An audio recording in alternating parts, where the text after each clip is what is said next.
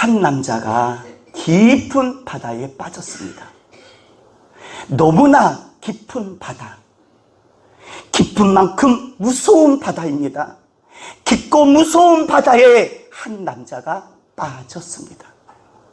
남자는 살고 싶었습니다. 살려고 몸부림을 칩니다. 어떻게든 이 바다에서 빠져나오려고 발버둥을 치고 있습니다. 여러분, 성경은 이렇게 말합니다. 어쩌면 우리 모두는 이 남자처럼 바다에 빠진 인간들이다. 우리 모두는 이 남자처럼 바다에 빠진 사람들이다 소개하고 있습니다. 질문, 이 남자가 빠진 깊고도 무서운 바다는 어떤 바다일까요? 동해 바다, 남해 바다, 태평양, 인도양, 대서양, 그것보다 더 무서운 바다입니다. 여러분, 그거는 두려움도 아닙니다. 무섭지 않습니다. 질문, 이 남자가 빠진 깊고도 무서운 바다, 그 바다의 이름은 죽음의 바다입니다. 지옥의 바다입니다. 파멸의 바다입니다. 태평양 바다보다 더 무서운 바다, 잽도 안 되는 바다. 많은 사람들은 이 남자처럼 죽음의 바다에 빠져있다, 지옥의 바다에 빠져있다 소개하고 있습니다. 우리는 실존입니다. 진짜 모습입니다. 죽음에 빠져서 어떻게 하면 빠져나갈까 몸부림치며 살아가는 것, 우리들의 실존의 모습입니다. 어떤 사람은 지옥과 같은 시간을 보내고 있습니다. 불안해. 지옥입니다. 여러분, 답답해. 지옥입니다. 죽고 싶어 살기 싫어. 지옥입니다. 죽고 난 다음에만 지옥이 있는 것이 아니고요, 이 땅에서도 지옥과 같은 삶을 살고 있습니다. 내가 살겠나? 걱정으로 하루하루를 보내는 사람, 지옥 같습니다. 무섭습니다. 지옥입니다. 여러분, 지옥입니다. 살고 싶은데 내 옆에 아무도 없어요. 철저한 고독, 철저한 외로움 속에 살아가는 사람들, 지옥입니다. 여러분, 지옥. 이것이 지옥 같은 사람들의 삶입니다. 여러분, 미안하지만 주변에 이런 사람들 많이 바다에 빠져 삽니다. 하나님은 나를 빈손으로 걷게 하지 않는다. 오늘 말씀에 큰 은혜 받고 돌아가시기를 간절히 바랍니다. 오늘 우리는 시편 1편 말씀을 읽었습니다. 하나님의 사람을 성경은 여기저기 비유하고 있습니다. 여러분은 어떤 비유에 속해져 있습니까? 너는 빛이야. 하나님의 사람을 이렇게 비유하고 있습니다. 너는 소금이야. 너는 날개를 치며 올라가는 독수리야. 어떤 사람은 너 큰 용사다, 기드온아, 큰 용사처럼 너는 큰 용사다, 이렇게 성경은 하나님의 사람을 소개하고 있습니다. 그런데 오늘 본문의 1편 3절 말씀에 하나님의 사람을 누구라고 이렇게 소개하고 있습니까? 3절 다 같이 읽어보겠습니다. 시작. 하나님의 사람을 나무라, 이렇게 소개하고 있습니다. 따라하자. 나무다. 시작. 나무다. 하나님의 사람은 시냇가에 심기워진 나무입니다. 신년이 되면 첫째 주, 둘째 주, 셋째 주 꼭 시편 1편 말씀을 가지고 말씀을 전하는데, 후반기 시작입니다. 시편 1편 말씀으로 은혜가 되기를 간절히 원합니다. 여기 3절, 시냇가에 심은 나무가 여기 심은 나무를 찾아봤더니 히브리어로요, 심겨진 나무라고 이렇게 소개를 하고 있습니다. 오늘 처음으로 히브리어를 한번 해보겠습니다. 따라 나무를 에츠, 시작, 에츠, 나무랍니다. 히브리어. 시작, 에츠. 히브리어는 샤툴. 시작. 샤툴. 따라합니다. 샤툴. 시작. 샤툴. 잘하시는데요. 에츠 샤툴. 심겨진 나무. 이렇게 히브리어서는 말씀을 하고 있습니다. 하나님의 사람을 나무로 비유하면서 나무는 스스로 자신을 심을 수가 없습니다. 농부 아저씨가 심든 하나님이 어디에다가 어느 자리에다가 심든 하나님께서 어떤 자리에 심은 줄 여러분 믿으시기를 바랍니다. 그곳에 여러분들을 두신 것입니다. 하나님이 믿으시면 아멘. 심은 나무라니까요. 하나님이 그곳에 그 자리에 심으신 것입니다. 우리가 최선을 다할 때 내가 있는 가정 하나님이 심으신 것입니다. 내가 다니는 학교, 내가 다니는 직장, 내 힘으로 절대 심을 수가 없습니다. 누가 심으셨어요? 하나님께서 심으셨습니다. 하나님께서 그곳에 우리를 두셨습니다. 믿으시면 아멘. 중요한 질문입니다. 하나님, 그런데 지금 난 심겨진 자리가 너무 어렵습니다. 하나님, 거기에 저를 두셨는데 저 너무 힘들고 눈물나게 괴롭습니다.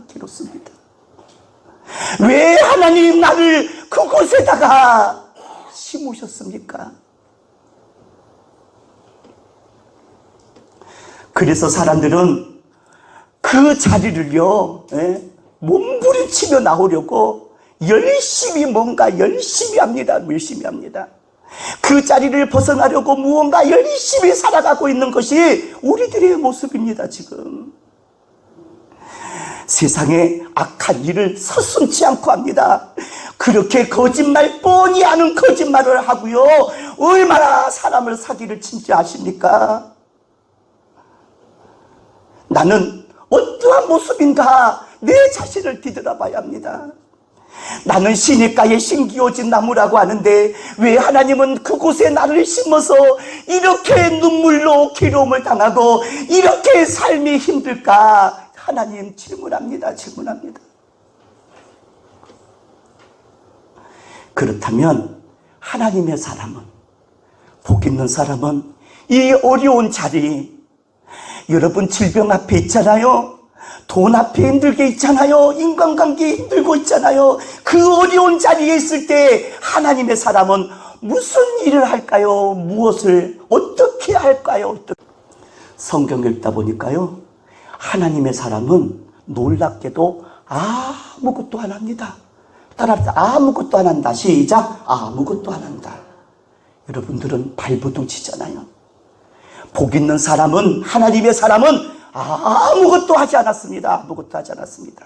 그래서 오늘 설교 포인트 이릅니다. 따라합시다. 하지 않는다. 시작. 하지 않는다. 한 번만 더. 시작. 하지 않는다. 하나님의 사람, 복 있는 사람은 하지 않습니다. 1절 읽어보겠습니다. 복 있는 사람은 시작. 복 있는 사람은 악인들의 꾀를 따르지 아니한다. 따라합시다. 하지 않는다. 시작. 하지 않는다. 하나님이 심기운 그 자리가 너무 괴롭고 힘들어도 너 복 있는 사람이야. 하지마 제발. 몸부림치고 열심히 뭘 하려고 하지 말고 악인들의 꾀를 따르지 아니한다 했습니다. 묘책입니다. 계획입니다. 복 있는 사람은, 하나님의 사람은 아무리 힘들어도 하지 마세요. 악인의 꾀를 따르지 마십시오. 제발입니다.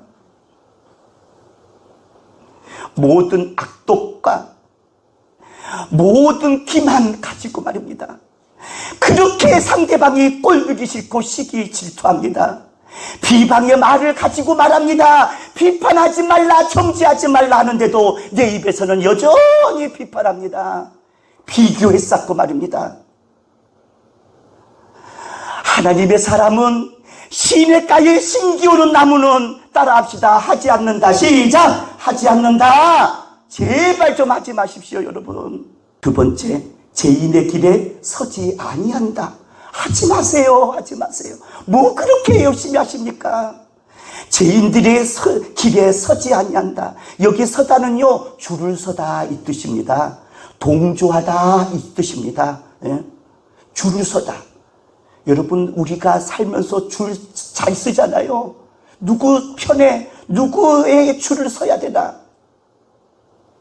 내가 아무리 심겨진 그 자리가 힘들고 괴로움과 절망 속에 있을지라도 우리는 하지 말아야 합니다. 아무것도 제발 하지 마셔야 합니다. 죄인의 길에 따랐다. 서지 말자. 시작. 서지 말자. 아멘. 아멘. 서지 마세요.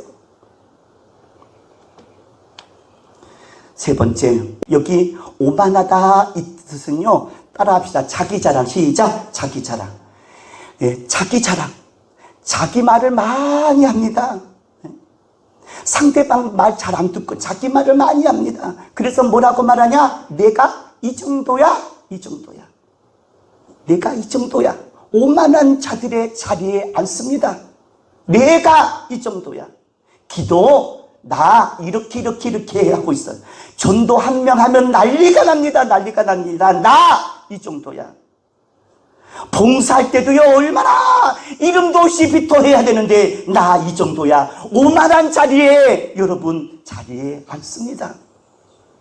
제발 하지 마세요. 가만히 있으세요. 오만한 자의 자리에 앉는다는 말도 뭐냐면요, 오만한 자의 옆에 앉아가지고 너 대단하다, 엄청난 사람이야, 딸랑딸랑 같이 동조해주고 있습니다. 교회 안에 오만한 사람들이 얼마나 많은지 아십니까? 교회 안에 누구 줄을 서야 되나 줄 잘 서는 사람들이 있습니다. 부탁합니다. 아무것도 하지 마세요. 가만히 있으세요. 제발. 사업 실패했는데 더 어려움에 빠집니다. 제발 하지 말아야 되는데 돈 30만 원만 투자해. 90만 원 줘. 90만 원 줘. 복 있는 사람은 내가 지금 힘들고 어려워 눈물 납니다. 너무 괴롭습니다. 그럴 때 해야 할 때 여러분 하지 말아야 합니다. 따라합니다. 아무것도 하지 말자. 시작. 아무것도 하지 말자. 아멘. 이게 성경적 말씀입니다. 여러분. 왜 더 깊이 더 괴로움으로 빠져드냐 이 말입니다.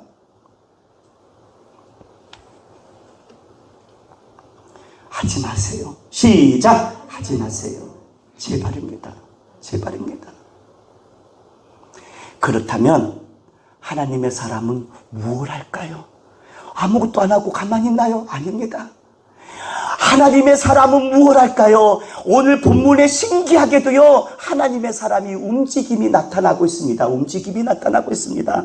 다 같이 2절을 읽어보겠습니다. 하나님의 율법을 즐거워하면서 그 율법을 주야로 묵상하는 자로다. 따랐다. 묵상하도다. 시작. 묵상하도다. 여기 묵상이라는 단어는요, 가만히 봤더니요, 중얼중얼 거다 이 소리예요. 묵상하다는 중얼중얼 거리다. 암송하다, 시를 읊으다 이런 단어예요. 다시 말하면 주야로 암송하다 이 말입니다. 그래서 하나님의 사람, 시냇가의 심기운 나무는요, 무엇을 하느냐? 묵상합니다. 중얼중얼거립니다. 암송을 합니다. 주야로 마구 하나님의 말씀을 암송합니다. 시를 읊어 내려갑니다. 예. 신기합니다. 하나님의 사람은 오직 무엇을 해야 되냐? 따라합시다. 중얼중얼거리자. 시작. 중얼중얼거리자. 암송하자. 시작. 암송하자. 여기 묵상하는 도단은요, 계속 완료가 아니에요. 계속 하다라는 뜻을 갖고 있었습니다. 그래서 성도 여러분, 질문입니다. 왜 하나님의 사람들은 말씀을 붙잡고 애를 쓸까요? 이게 질문입니다, 여러분. 왜 하나님의 사람들은 말씀을 붙잡고 애를 쓸까요? 정답입니다, 여러분. 하나님 말씀 아니면 내가 서 있는 자리를 지킬 수 없기 때문입니다. 따라합니다. 지킬 수 없다. 시작. 지킬 수 없다. 하나님이 심겨준 그 자리를 지킬 수가 없습니다. 우리는 하나님 말씀 아니면 말입니다. 그래서 사람들은 말씀을 중얼중얼거리고 암송을 하고 읊습니다. 계속 주야로 묵상을 합니다. 왜 그러냐? 너 서 있는 그 자리 힘들잖아, 외롭잖아, 견딜 수 없잖아. 지킬 수 있는 방법은 오직 말씀으로 지킬 수 있기 때문에 그렇습니다. 믿으시면 아멘. 5년 전 이야기입니다. 말씀을 전하고 있는데 계속해서 한 자매가 맨 뒤에서 울고 웁니다.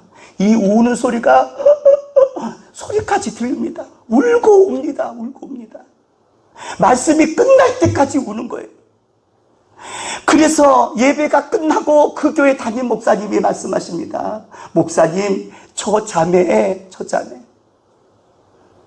목사님 설교하신다고 주변 사람들이요 억지로 동원해가지고 오늘 처음 교회 온 자매입니다. 목사님, 실은 그 자매요 예쁜 아기를 놓고 키웠습니다. 근데 집에서 목욕을 시킨 다음에 잠깐 나갔다 들어왔는데 그 얕은 물에서 이 아이가 빠져 익사하였습니다. 그 아이가 익사하였습니다. 너무 낙심이 되고 너무 절망이 되고 너무 슬프고 너무 죄책감에 인생 막 살고 있었습니다. 그런데 말입니다. 여기에 끝나면 얼마나 좋습니까? 경찰관들이 들어와 조사를 시작합니다. 일부러 죽였지. 그렇지 않아도 죄책감에 사로잡혀서 사나 죽나 하고 있는데 일부러 죽였잖아. 너 도대체 어떻게 된 엄마야. 결국 감옥까지 가기 직전이었습니다. 너무 고통스러워서 그 아이 생각하면서 자살하려고 죽으려고 몇 번 시도했는데 주변 사람들이 한 번만 교회 가자, 한 번만. 오늘 와서 너무 울었습니다. 그리고는 이 말씀을 들은 것입니다. 그는 시냇가에 심은 나무라. 저를 따라 열매를 맺으며 그 잎사귀가 마르지 아니함 같으니 그가 하는 모든 일이 다 형통하리로다. 말씀을 들었습니다. 복 있는 사람은 절대 악인들의 꾀를 따라가지 아니해. 죄인들의 길에 서지도 하나 오만한 자리에 앉지도 하나.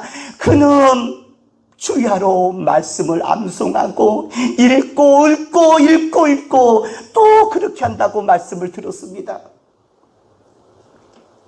세상에 그 자매가요 살았습니다. 마음이 산 겁니다. 하나님의 말씀이 그 자매에게 힘을 주신 것입니다. 지금 그 자매는 그 교회의 핵심 멤버가 되었어요. 부지런히 봉사하고 부지런히 일하고 부지런히 섬기고 전도하고 말입니다. 핵심 인물이 되었습니다. 하나님의 말씀만 읊어도, 하나님의 말씀만 읽어도요, 주야로 묵상만 해도 하나님은 역사하십니다. 하나님은 당신들을 후원하고 도와주시는 줄 믿습니다. 믿으시면 아멘. 모든 일을 통원하여서 당신을 일으킵니다. 절대 빈손으로 걸어가지 않도록 하나님은 모든 것들을 채워주실 줄 믿습니다. 나약해 있을 때에도 주님이 함께 계시고 나 소망 잃을 때에도 주님은 내게 오시네.